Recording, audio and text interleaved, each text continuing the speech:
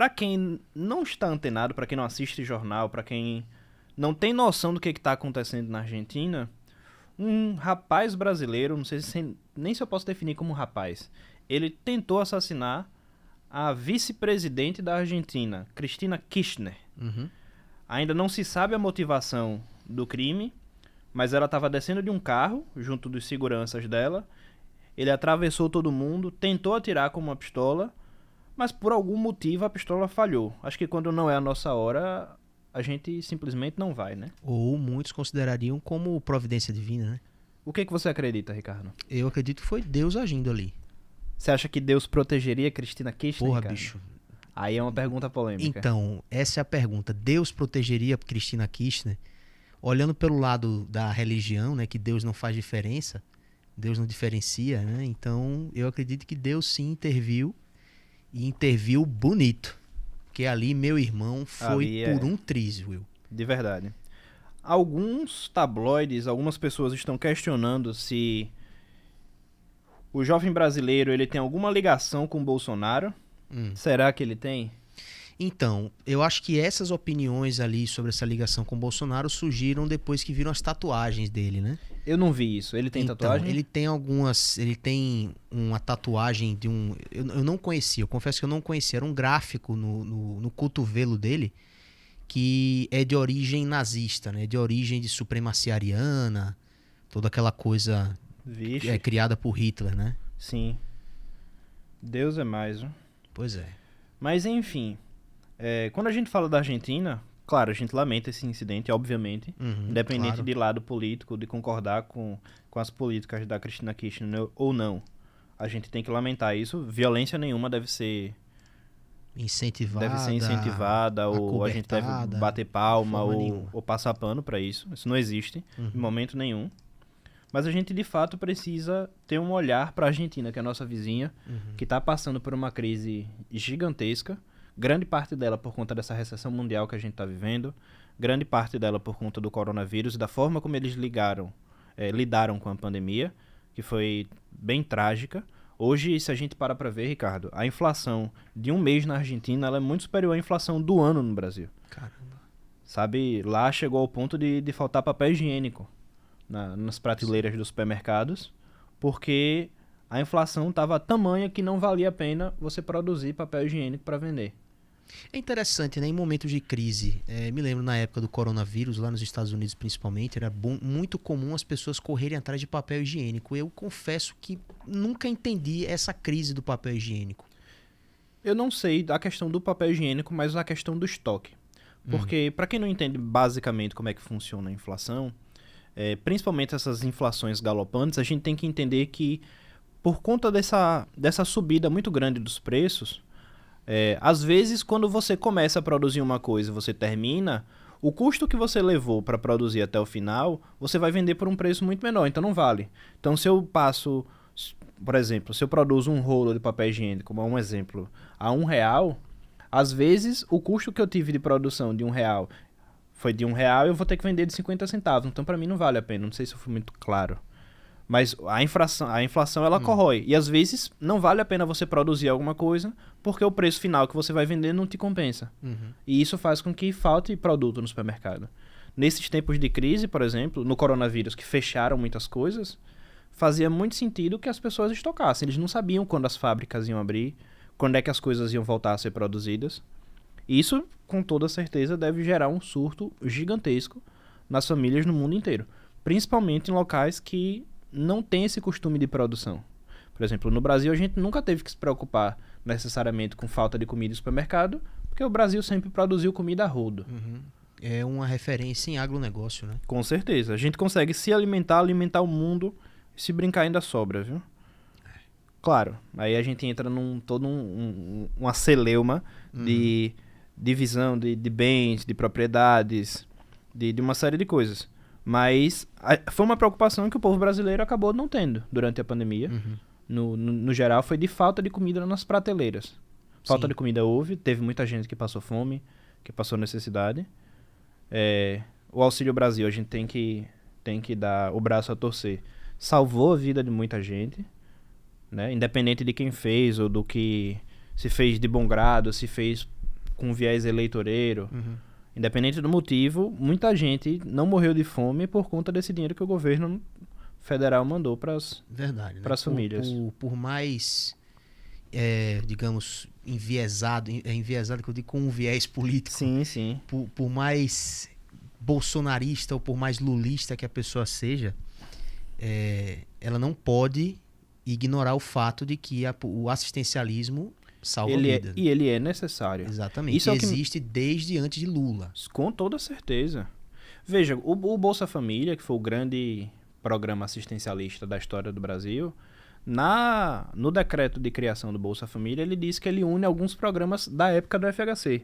Isso tem no decreto. Une o Vale Gás, une outros programas que eram pulverizados, né? No Bolsa Família, ele juntou todos esses programas e unificou. Uhum. Então, assim, eu acho extremamente desonesto alguém no Brasil ter a cara de pau de dizer que assistencialismo é só a questão de compra de voto, porque não é. Não. Muita gente necessita de uma renda mensal, porque não tem acesso a emprego, não tem acesso a uma saúde, não tem acesso a comida. E sozinho não vai conseguir sair daquela situação. Claro, a gente tem as exceções. Existem pessoas que vencem, se tornam milionárias, e aí vendem as histórias de sucesso deles na internet. Mas a gente não pode vender a exceção como se fosse a regra. Não é porque um conseguiu que todo mundo vai conseguir. E isso a gente tem que ter muito claro na cabeça. E isso a gente fala por conta dessa situação na Argentina, de Exato. que... Pode falar. Não, só conclua seu raciocínio. É isso. Eu acho que eu já me perdi. Tá. Não, a minha pergunta que eu ia lhe fazer é a seguinte. Quando eu falei sobre Cristina Kirchner, a providência divina, e você disse assim, será que Deus protegeria Cristina Kirchner? Por que exatamente isso? Que uma das matérias que eu abri, falando sobre o atentado, explicava o seguinte, quem é Cristina Kirchner e o que ela fez pela Argentina. Eu confesso que eu acabei, na pressa de preparar o material aqui do News, eu confesso que eu não passei para ler e não estudei quem foi Cristina Kirchner. Em resumo, quem foi e o que ela fez pela Argentina e por que Deus talvez não protegeria a Cristina Kirchner. Veja, para ficar claro, eu não estou dizendo que Deus não protegeria a Cristina. Mas eu falei na pergunta para a gente poder levantar essa polêmica do ponto de vista de que a Cristina ela vem de um grupo de viés de esquerda que não é o grupo que geralmente se defende uma bandeira religiosa. Ok. Entendeu? Geralmente é um grupo que se opõe aos grupos religiosos, vamos dizer assim. Então, a Cristina Kirchner aqui, ela se assemelha à política do Lula. Uhum. E se assemelha a esse núcleo mais à esquerda da América Latina, né? Então, a pergunta, ou a brincadeira foi nesse sentido. Uhum. Perfeito. Veja, eu tenho uma outra pergunta para lhe fazer.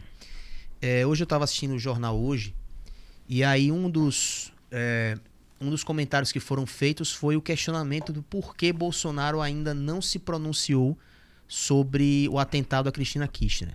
E aí a Globo, sempre fazendo questão de bater mais forte, né? E todo mundo sabe, por mais lulista que você seja, por mais esquerdista, dá para ver que a Globo pega muito mais pesado com certeza com Bolsonaro do que com outros governantes que já existiram, né? Quer dizer, eu falo isso assim, eu não prestava atenção de como era o trato da Globo para com outros. Eu não lembro de como era o trato da Globo com Temer, com Dilma, com Lula. Mas dá para ver que existe sim realmente um trato um pouco mais, digamos, violento contra Bolsonaro. Lembrando, Colina Política não tem absolutamente nenhum viés bolsonarista ou esquerdista. Não. Nós tentamos analisar de um viés um pouco mais técnico. Lembrando que a gente pensa quantas vezes antes de falar alguma coisa? Maria. 12 vezes. 12 Que é pra ter certeza e não falar besteira. Pois é. Mas enfim, é exatamente isso, né? O que é que você acha, né? O porquê que será que Bolsonaro ainda não se pronunciou sobre o atentado? Porque houve uma agilidade muito grande, né? Por parte dos governantes internacionais. Já estamos recebendo aqui da nossa assessoria de imprensa, das contas. Ele já falou? Ele acabou de falar. Pronto. O que foi que você pode me mandar aqui? Tá vendo aí? Perfeito. Ele se pronunciou. Então, eu já ia houve, dizer, né? que se ele não se pronunciou ainda, seria um erro muito grande, porque, primeiro, é um atentado contra uma vice-presidente de um país vizinho que tem grandes relações com o Brasil. Segundo, se a gente olhar do ponto de vista eleitoral, de marketing político, seria péssimo para ele não se pronunciar, porque é como se ele desse o aval para o que foi feito. E isso, com toda certeza, seria explorado. A questão da Globo, e a gente tem que ser justo, a Globo pegou no pé do PT durante muito tempo. Isso é fato. Tanto que o PT, durante todos os protestos que eles fizeram nas ruas, eles criticavam a Globo. Na época da Dilma, do impeachment, a Globo bateu muito e foi tendenciosa ao impeachment, isso é fato. Quando Lula foi preso, os jornais nacionais eram todos sobre a prisão do Lula, falava sobre mensalão, petrolão, e fazia essa associação. Mas o que eu percebia, e aí é o meu ponto de vista, é que toda essa perseguição que a Globo fazia naquela época não era pessoal. Era porque era o que ia dar mais audiência, era o que ia chamar mais atenção, era o que ia prender mais as pessoas. Dessa vez, é pessoal. A gente consegue perceber nitidamente que não é só porque ia dar mais audiência, não é só porque o público ia assistir mais. Até porque grande parte desse público que deixa de assistir a Globo quando eles batem no Bolsonaro. Porque, querendo ou não, o Bolsonaro tem um pedaço, uma fatia do público muito grande. E que rechaça a Globo. Então, dessa vez não é pela audiência, dessa vez é pessoal. E a gente tem N motivos do porquê que a Globo faz isso. A Globo rechaça o Bolsonaro por conta de cobranças que ele vem fazendo à Globo, por conta de prestação de contas e afins, de verbas que ele cortou e não está mandando mais. Os grandes artistas da Globo, por exemplo, eles eram todos contratados como pessoa jurídica. Então, pessoa jurídica, você paga muito menos imposto, logo você consegue receber muito mais. E logo depois da ascensão do Bolsonaro, Diogo, logo depois da ascensão do Bolsonaro, todos tiveram que ser registrados via CLT. Então imagine a carga de imposto com salários astronômicos dos artistas da Globo que eles tiveram que pagar. Fora que os artistas passaram a receber menos. Então esse ódio que às vezes a gente acha que é por conta do bem da população, nem sempre ele é. Sempre tem um viés por conta do dinheiro, sempre tem um viés por conta dos benefícios. E isso, novamente, não é defendendo um lado, isso é fato. A gente precisa aprender a enxergar a realidade, discernir o que está acontecendo e não ser apaixonado com um lado. Porque quando a gente se apaixona, a gente se cega. Exatamente. Bom, nós temos aqui no GC, do Colina... O GC que eu coloquei aqui... O GC colocado para a Colina Política diz o seguinte: a arma de atirador brasileiro falha em tentativa de assassinato. E aí eu vi uma publicação que tentava analisar as possíveis hipóteses do porquê da arma ter falhado. E eu falei, porra, bicho, tem N hipóteses se olhar por um viés técnico, né, de armas, né, de armamentos, enfim. Os especialistas em armas dizem que você quer matar alguém... Ó, peraí, vamos lá, viu? Se você quer ter uma precisão em uma execução, utilize um revólver. A chance dele não falhar é muito menor. Maior. Desculpa, a chance dele falhar é muito menor. Ah, sim. Exatamente. Aí, enfim, aí teve uma pessoa que eu conheci, que eu conheço, que ela disse assim, olha, é bala velha. Isso aí é bala velha, guardada no tempo. Eu não manjo nada de arma, bicho. Nem eu, bicho. Isso aí é conhecimento por cima, que a gente cata uma vez ou outra e acha que entende alguma coisa. Professor Asley Trindade, um abraço. Diogo, também um abraço para vocês que estão aqui com a gente. Só pra gente finalizar esse assunto da Argentina. Tem uma pergunta de Asa que ele pergunta se acredita que a Argentina melhora? Que a Argentina melhora a médio ou longo prazo. Bicho, se eu acredito, não. Sendo muito pragmático. Eles não têm estrutura, eles não têm uma cultura de melhora. Assim como o Brasil é o país do futuro desde Dom João. Dom João, quando pisou no Brasil, ele disse que o Brasil era o país do futuro. 500 anos se passaram, estamos aí esperando esse futuro. Não acho que a gente também vai conseguir chegar a grandes patamares, porque se tornou uma questão cultural. Eu vou até comentar isso mais pra frente, pra gente poder passar pros outros tópicos, sobre a série que a Globo tá fazendo sobre a Constituição, que é uma piada. Mas... A Constituição brasileira ou americana? A Constituição brasileira. A brasileira, né? Tá sendo uma piada. Tá. Aí Diogo botou, colocar brasileiro é complicado. Diogo, ele tem outra nacionalidade, amigo? Mas irmão, ele é nascido aqui. Ele é nascido filho aqui, ele é brasileiro. Chileno, eu acho que o pai é chileno e a mãe é argentina, um negócio desse, mas ele nasceu no Brasil, pô. Verdade é essa. Eu nem sabia desse negócio dos pais, mas ele é brasileiro. Nascido no Brasil. E a Asley botou aqui também que a fala do Bolsonaro foi no sentido de lamentar o ocorrido e comentou que quando ele tomou uma facada, várias pessoas comemoraram. Isso é fato. Então. Isso aí é fato. Teve muita... Vou trazer ela sempre. Joia, perfeito. Nossa assessora de imprensa. de consultas expressas.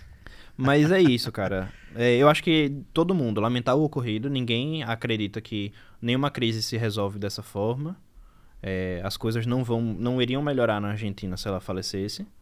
E ninguém defende a violência abertamente. Eu acho que quem defende, isso eu posso afirmar com toda certeza, é um idiota. Porque nada de bom vai ser tirado daí. E doente também, né? Desculpe. Com toda certeza. Da mesma forma que eu acredito que o cara que deu uma facada no Bolsonaro, ele tinha algum distúrbio na cabeça.